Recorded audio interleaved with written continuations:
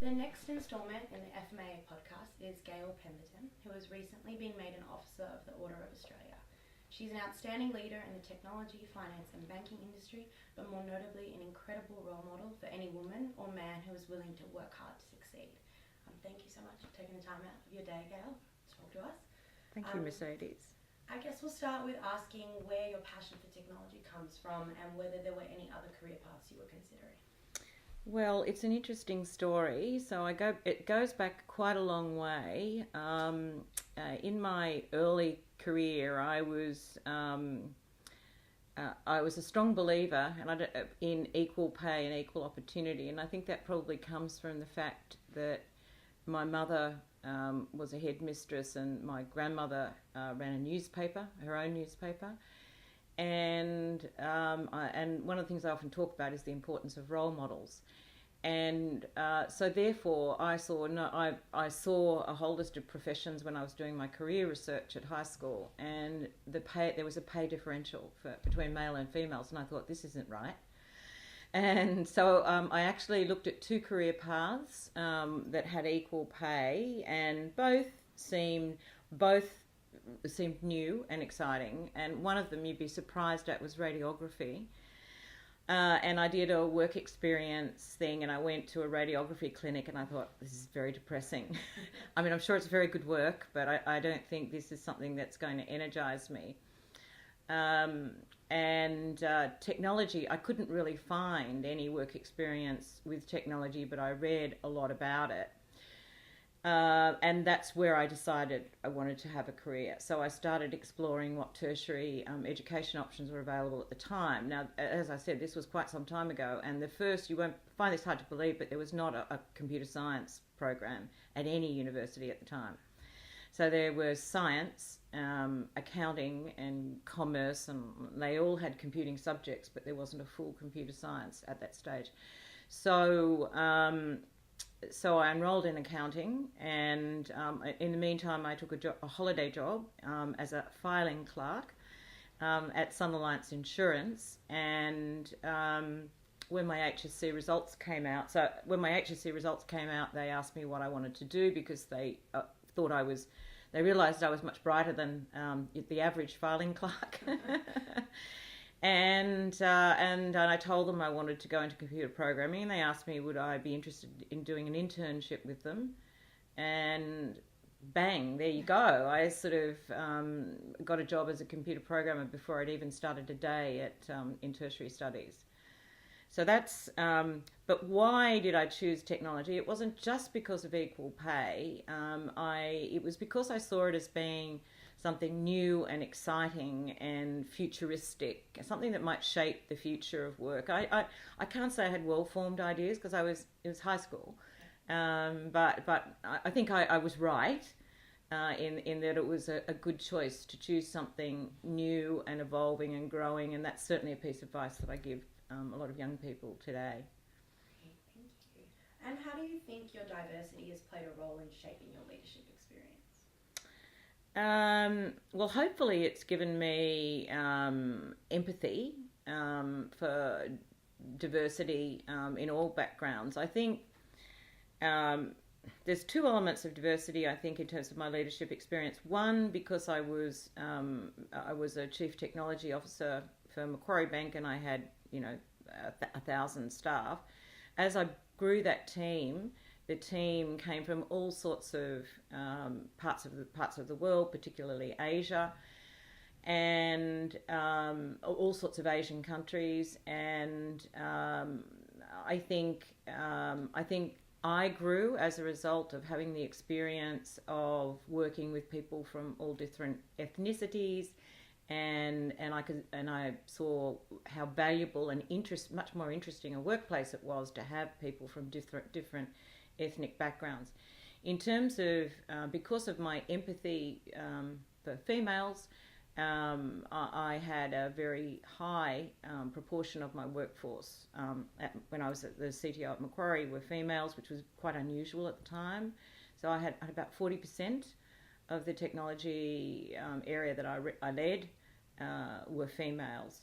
So it gave me empathy, and I think I was a role model. So I think it sort of had both a conscious effect, and it had an unconscious effect in that I think females felt comfortable in coming and liked the idea of coming and working in a very large part of the organisation that was run by a female.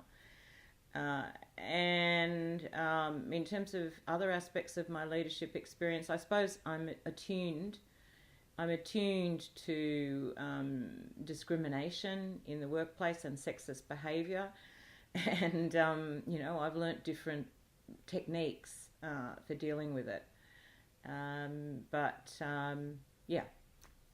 And how, I'm drawing upon that, how do you challenge stereotypes and continue to promote sensitivity and inclusion? Well, look, I think it's important to not, and this is my particular style, to not be overly sensitive and call everything out and create a somewhat adversarial or polarized sort of attitude between males and females. I think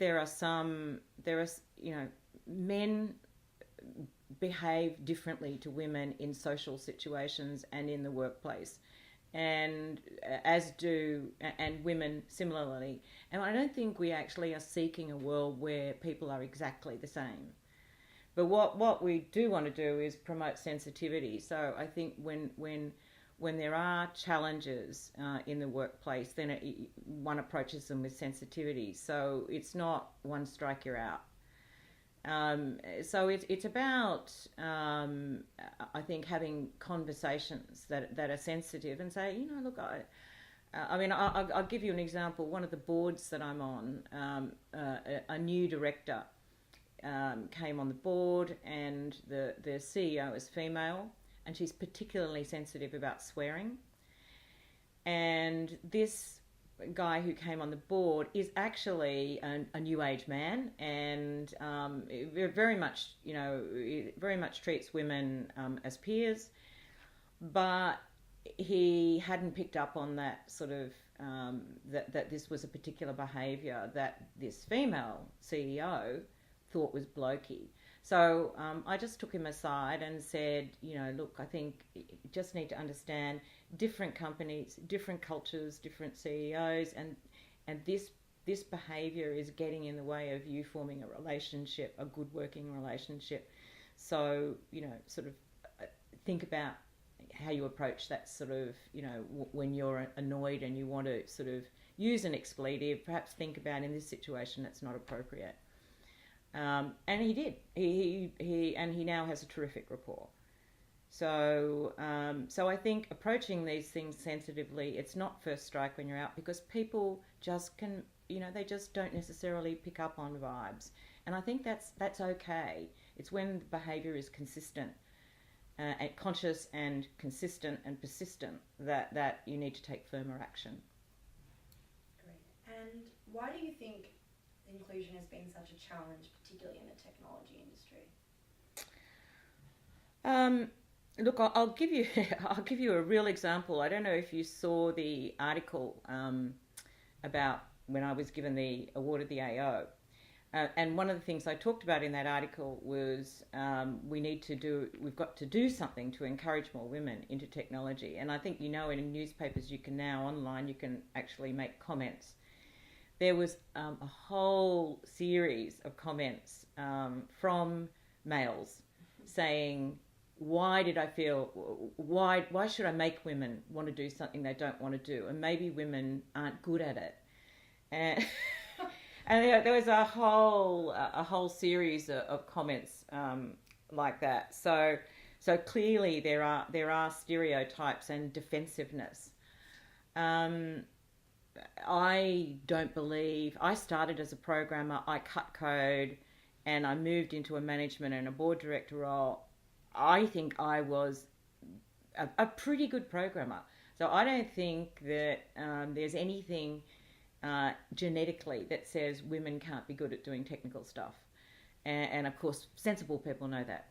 but it's about attracting women. And I think, the workplace has been characterised as not being... I think there's a couple of things. I think there's not enough promotion of technology careers generally in Australia. There is a shortage of talent, and male and female talent. And I think that behoves the government, the education system, all the actors in, sort of trying to determine what are the skill sets that Australia needs to be successful in the 21st century, need to sort of deal with this issue. And you would have seen you would have seen Atlassian's CEO in the press yesterday saying this country's got to wake up and start investing and building in technology skills. So it's not just a female problem, but females are 50% of the population and they're not participating in technology. So we've got to solve that one too. So I think it needs to start from the government.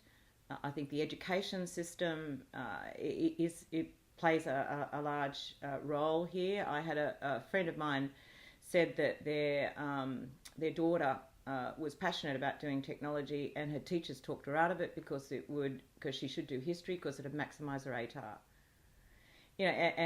So I think there are workplace stereotypes. I don't think that's the major part of the problem. I think it's on campus. I think it starts in high school, and I think it's on campus. And I think the industry and employers like Atlassian need to get out there and promote the industry and their workplaces to females. Thank you. And finally, what do you believe is the most challenging aspect of a diverse environment? Well, I think generally, I think a diverse environment it has many advantages rather than disadvantages. But I suppose some of the challenges can be related. It's about sensitivity. I was with. I'll give you an example, which is not an Australian example, but. I'm a director of PayPal Australia, and we visited the Malaysian customer service centre, and they are putting PayPal's values of diversity in action. Well, in fact, all of PayPal. PayPal is absolute part of its corporate goals and values is diversity and inclusion, such that in the state of Carolina last year, you might have seen that state rolled back the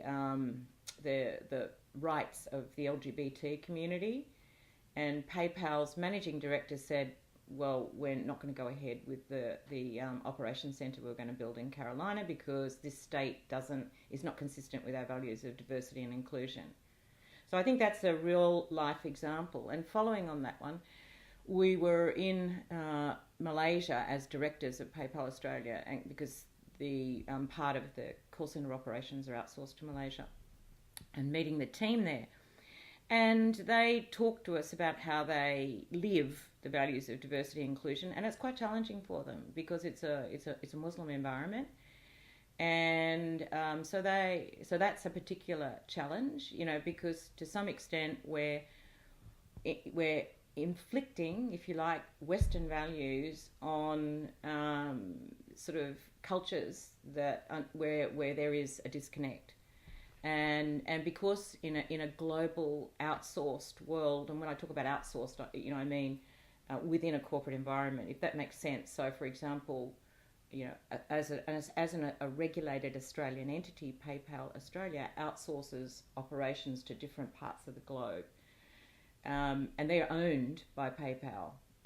However, because it's such a highly networked and global organisation, its westernised values are required to be upheld in different parts of the world, but it requires sensitivity. Now, that's a very long, way of path of explaining some of the challenges. But I think that the positives far outweigh the challenges, but people need to be sensitive and not just assume that everybody is going to understand or embrace or have the skills to embrace diversity. So the organisation needs to invest in ways of communicating the benefits and the values of diversity. Thank you very much, Gail. It has been a pleasure to sit down with you. It is refreshing and promising to see such an inspiring individual advocate for the empowerment of women in technology, but moreover inspiring diversity and people to follow their passions. Thank you very much. Thank you, Mercedes.